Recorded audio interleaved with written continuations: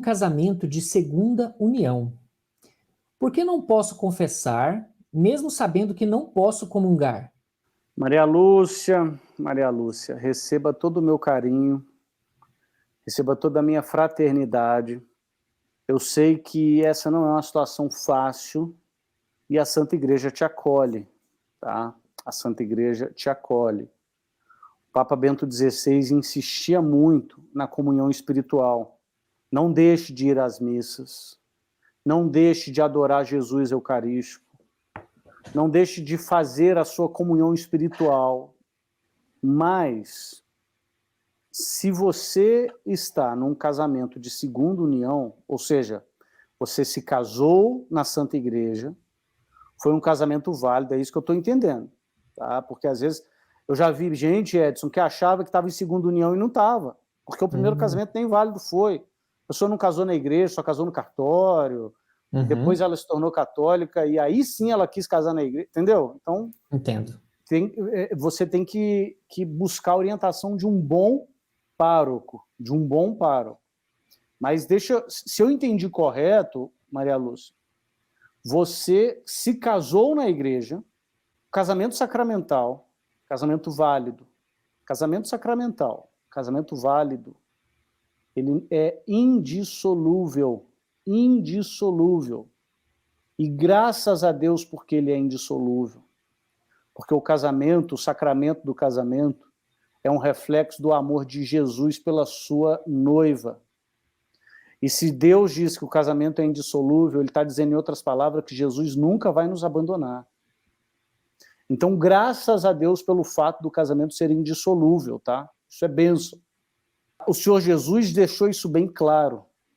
O Senhor Jesus disse que o casamento é uma união até que a morte nos separe. O casamento sacramental, o casamento válido. Se você está em segunda união, ou seja, se você vive maritalmente com outra pessoa, você está em pecado. Porque você está vivendo maritalmente com outra pessoa, que não o seu esposo. Ah, mas o meu esposo é meu ex-marido, ele é um crápula, ele é um assassino, ele me faz muito mal. Ok, você pode se separar dele. Aliás, a Santa Igreja te autoriza a separar de alguém que está causando um risco de morte física ou espiritual. Sabia disso, Edson? Não. A Santa Igreja autoriza a pessoa a se separar se ela está convivendo com alguém que expõe ela à morte física, ou seja, uma pessoa violenta, que ameaça matar ela, ou morte espiritual, uma pessoa que está levando ela para longe de Jesus. Porque a morte eterna é muito mais grave que a morte física. Sim. Mas separar é diferente de casar de novo. Separar não é divorciar, porque o casamento é indissolúvel, você separa os corpos, mas o casamento ainda está lá. O casamento ainda está lá. Então, assim, se você é casada na igreja e está vivendo maritalmente com outra pessoa, você está, na prática, em adultério. Você está em adultério. Aí a gente tem aquela série de sentimentalismo. Ah, Eduardo, mas aí a pessoa que se casou, ela vai ter que viver eternamente sozinha porque ela se casou com um crapo. Gente, circunstâncias da vida. Quem perdeu um filho? Vai ter que viver o resto da vida com a dor de ter perdido um filho? Vai, é a vida. É assim que a gente vive depois do pecado, gente. Ou quem falou que servir a Deus é fácil? Então, assim, são circunstâncias da vida. O que você pode fazer é ver se o casamento foi válido mesmo, aí tem que investigar. Isso aí é, de novo, orientação de um bom sacerdote. Mas ao que tudo indica, você teve um casamento válido e vive maritalmente com outra pessoa. Por que você não pode confessar?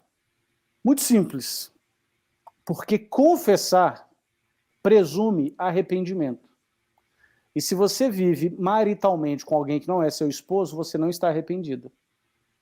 Perceba, arrependimento, gente, não é sentimento. Não, Eduardo, eu estou arrependido assim, isso dói meu coração. Mas você mudou de atitude? Não mudou? Então você não está arrependida. Arrependimento não é sentimento. Não é aquela dorzinha no coração. Arrependimento não é remorso, arrependimento é mudança de atitude. Mudança de atitude. Se você ainda vive maritalmente com alguém que não é o seu esposo, na prática você não está arrependida. Por isso, você não pode se confessar. Eu lembro, eu falo isso com muita categoria, o Edson, porque eu fui batizado na Igreja Católica quando eu era um bebê. E a minha esposa foi batizada na Igreja Católica quando ela era um bebê.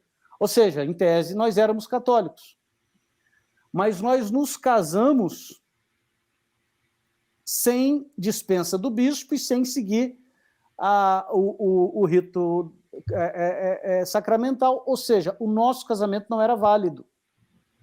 Eu e a minha esposa, a gente vivia maritalmente sem ser validamente casado, canonicamente casado. Eu falo um pouco mais sobre isso naquele corte sobre a Sanação radical. sanação na raiz.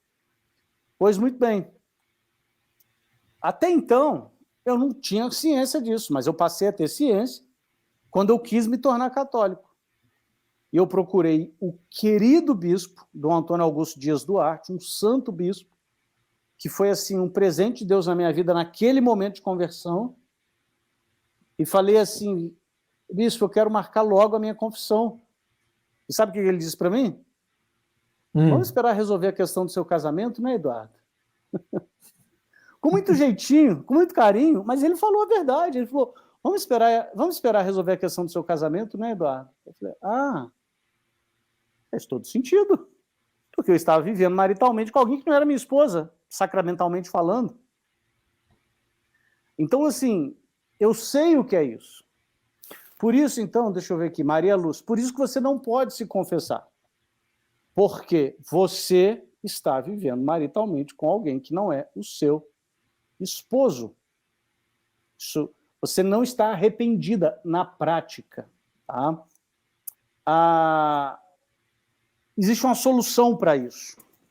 Eu não conheço a sua situação, então eu estou falando em tese, mas eu vou te falar de uma situação que eu conheço aqui em Juiz de Fora. Aqui em Juiz de Fora. Eu sou de Juiz de Fora, Minas Gerais, e essa situação que eu vou contar é aqui de Juiz de Fora. Um casal, que ambos, ele é um casal de segunda união, eles vivem juntos em segunda união, mas ambos já foram casados sacramentalmente na igreja. Por isso que eu falei, Maria Lúcia, que a igreja te acolhe. A gente sabe que a vida não é 2 mais 2 igual a 4, a vida não é simples. Existem intempéries na vida, todo mundo passa por situação. Eu tenho certeza que você que está me assistindo tem alguém na sua família que já passou por um divórcio. Isso não é fácil, isso não é simples, tá? Mas esse casal, segunda união, né, na época que casou estava afastado da igreja, depois se converteram. E eles se confessam, e eles comungam, e eles servem na igreja. Como? Eles decidiram viver como irmãos. Eles decidiram viver como irmãos. Eles se amam profundamente, como amigos. Moram juntos, porque eles já têm até filho, já era um relacionamento longo, antigo, não fazia sentido eles se divorciarem. São profundamente amigos, mas para não pecarem, eles vivem como irmãos. Dormem em quartos separados, não têm intimidade conjugal. Por quê? Porque eles amam mais a Deus do que a intimidade sexual.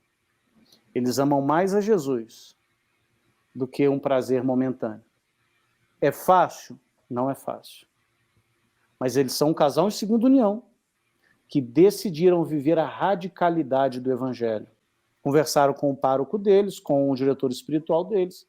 O diretor espiritual deles sabe dessa situação e eles comungam sem problema nenhum. Às vezes, talvez no seu caso, seria o caso de, se você decidisse fazer isso, comungar em outra paróquia para não gerar escândalo na sua paróquia, não sei como que é a situação aí, mas eu estou te contando essa situação para dizer que é possível esse casal decidiu viver a radicalidade do evangelho. É um casal em segunda união que decidiu viver como irmãos para não pecarem. É fácil? Não é fácil. Mas quem diz que entrar no céu é fácil? Quem diz que ser santo é fácil? E, para mim, esse casal está no caminho de santidade. Nossa, que testemunho fantástico. Muito bom, Eduardo.